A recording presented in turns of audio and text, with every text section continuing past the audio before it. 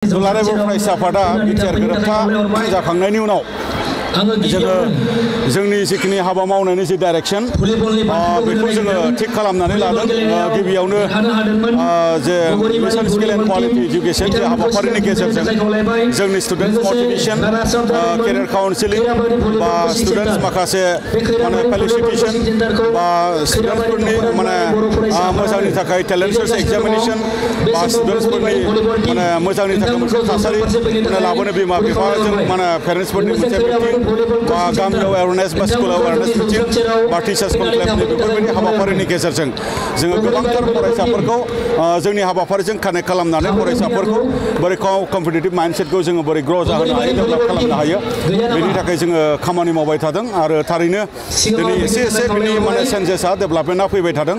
थारैनो फैबाय थानाय समाव माखासे माने उसुबिदाफोर दङ जे सरकारि भाबै जे उसुबिदाफ्रा माने सुफुंजायो बे उसुबिदाफोरखौ सरकारा थाबैनो सुफुंनानै होयोब्ला थोजासे फोरोंगिरि होयोब्ला बा नांगौ बायदि इनफ्रास्ट्राक्चार होयोब्ला बा नांगौ बायदि बेबायदि मोनसे थासारि दाना होयोब्ला माने निश्चय जे जोंनि बर' फरायसाफोरनि जिखिनि मोनसे सोलोंथाइनि मानदान्दा बेयो बिराद गोजौआव थांगोन। आरो नैथियाव जे जोंनि बड'फा मिशन फर स्किल बड'फा मिशन माने सास्टेनेबल चेन्जनि हाबाफारिनि गेजेरजों जोंनि रांखान्थि जौगानाय जोंनि हारिमुखौ जोङो बोरै गेवलांसारहोनो रावखौ जोङो बोरै गेवलांसारहोनो जोंनि हा हुखौ जोङो बोरै रैखा खालामनो बा आइजो रांखान्थि बा जोंनि एन्टि ससियेल माखासे एक्टिभिटिफोर जौ जुवा ड्राग्स बायदिमैया बेफोरखौ गामियारि समाजनिफ्राय जों बोरै गैया खालामनो बे बाथ्राफोरखौ जोङो दिनै मावबाय थादों। बे बाथ्राखौनो दिनै रायजो राजाफोरजों बेवहाय रायलायनाय जादों। आरो जों एकर्ड इमप्लिमेन्टेशननि थाखाय सिगनेटारि अर्गेनाइजेशन एबसु XNDP बा UBPO आरो जायफोर दैदेनगिरि सिगनेटारि बिथांमोना जायफोर सरकाराव दङ जोङो जयेन्ट रिपर्टनि गेजेरजों एकर्ड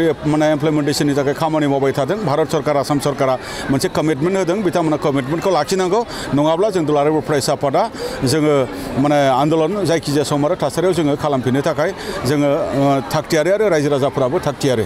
दा बेखिनि बाथ्रा बिटिआरनि बारग' माने चिफ जे हाग्रामा महिलारा बिथांमोनजों जाय बिलानो जाबाय दुलाराय बर' फरायसाफोरा सालायबाय थादों आरो जायनि थाखाय दिनै बिथांमोना फरायसाफोरखौ गावनि माने गोबां खामानि खालामबाय थादों। बे समाव हाग्रामा महिलारि बिथाङा मा समाव मा बुङो बेखौ रायजो राजाफोरा मिथिगौ आरो बिथांनि बुंनायाव कमप्लिटलि पलिटिकेल मटिभेटेड। बिथाङा नैबेबायदि टाइमाव एबसुखौ टारगेट खालामदों। एबसुखौ टारगेट खालामनानै रायजो राजाफोरा जेन एबसुखौ गाज्रि मोनो बे बाथ्रानि थाखाय बिथाङा प्रपागान्डा सालायदों। बेवहाय बेयो कमप्लिटलि मिसा आरो जे नंगौ दुलाराय बर' फरायसा आफादा एकर्ड इमप्लिमेन्टेशननि थाखाय खामानि मावबाय थादों आरो सरकारा थाबैनो जुदि बेखौ मावनानै होआबा आरो मावनानै होनायाव जुदि दिले जाबाय थादोंब्ला बिनि हेंथायैबो जोङो बाथ्रा बुंबाय थादों। नाथाय बे नङा जे जों दुलाराय बर' फरायसा आफादा बबेबा मोनसे सरकारखौ जोङो सालायदों बा बबेबा मोनसे राजखान्थियारि दोलोखौ जोङो सालायदों बे कमप्लिटलि मिसा। बेबायदि फोरमान बेबायदि जेबो गैया। आरो बबेबा सरकारा दुलाराय बर' फरायसा आफादजों सालायजाग्रा सरकार नङा। बबेबा राजखान्थियारि दोलोआ दुलाराय बर' फरायसा आफादजों सालायजाग्रा माने दोलोबो जानो हाया आरो गावबो दुलाराय बर' फरायसा आफादजों सालायजाग्रा दोलो जाबोनो हायाखै। गतिके बेफोरबायदि बाथ्राफोरखौ लानानै गोनो गोथो खालामनाय बियो मिसा माने प्रसार खालामनाय होननानै जोङो सानो। बिथाङा गावनि गोहो बेखौ मोनफिननांगौनि थाखाय बबे समाव मा खोथा बुङो रायजो राजाफ्रा मिथिखागौ। बेनि थाखायनो बेवहाय जोंहा गोनो गोथो जानो गैया। बिथाङा जाहैबाय माने हाथाय गनाय मोसा मासे। बिथांनि अरनायजों माने दा जेबो जाया।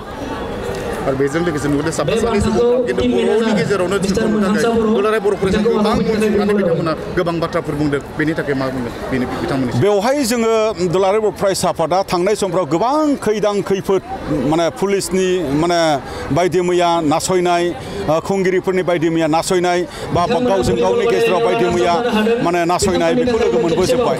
आरो दुलाराय बर' फरायसा आफादखौ फोजोबनो थाखाय गोबां माने चक्रआ नाजाबोबाय थेवब्लाबो दुलाराय बर' फरायसा आफादखौ हायाखै।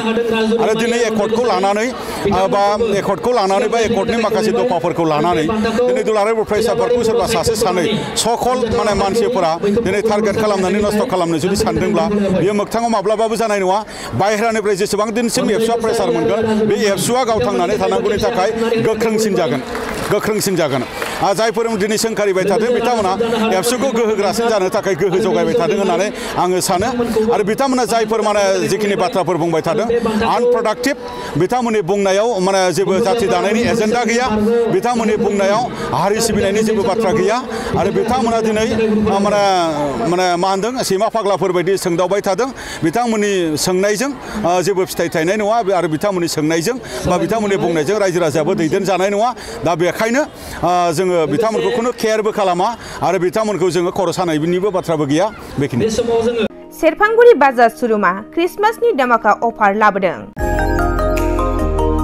क'क्राझार जिल्लानि सेरफांगुरियाव थानाय फुंखा एन्टारप्राइज बाजार शोरूमा 15 डिसेम्बरनिफ्राय 31 डिसेम्बरसिम क्रिसमास दामाका अफार आरो एक्सचेन्जनि खाबुफोर होगासिनो दङ। नोंथांमोना सेरफांगुरियाव थानाय फुंखा एन्टारप्राइज बाजार शोरूमजों लोगोसे कुसुगाव फेस्टिभ आउटलेट, सराइबिल फेस्टिभ आउटलेट, चिरां जिल्लानि सान्तिपुर फेस्टिभ आउटलेट आरो धुबरी जिल्लानि थामाहाट फेस्टिभ आउटलेट ब्रान्च शोरूमावबो खुंफुंजानाय क्रिसमास दामाका अफार एक्सचेन्जआव फैनानै नोंथांनि लुबैनाय बाजाजनि बाइकखौ लांफैनो हागोन। बाजाजनि बाइक सालायनो मोजां मोनग्रा रायजो राजाफोरनो फुंखा एन्टारप्राइज बाजार शोरूमा लोगोसे मोजां अफारफोरबो लाबोदों। बेफोरनो जाबाय 90% लन, गंनै हेलमेट फ्रि, केस होनानै बाइक बायगिरिफोरनो 1000 रां केशबेक हरफिननाय जागोन आरो क्रिसमास दामाका अफार एक्सचेन्जजों लोगोसे बाइक बायगिरिफोरनो गांसे ब्लेंकेट फ्रि हरफानाय जागोन। फुंखा एन्टारप्राइज बाजार शोरूमा आरो मोजां खाबुबो होबावदों। 500 रां होग्रोनानै गोसोबायदि बाइकखौ आवग्रिना दोननो हागोन आरो गासै गारिजों लोगोसे मोनफा-मोनफायै एसुइट गिफ्ट हरनाय जागोन। आबुङै मिथिबावनो थाखाय 8158725656 आरो 9101547892 जानबुं नम्बराव खौरां लाहरनो हागोन।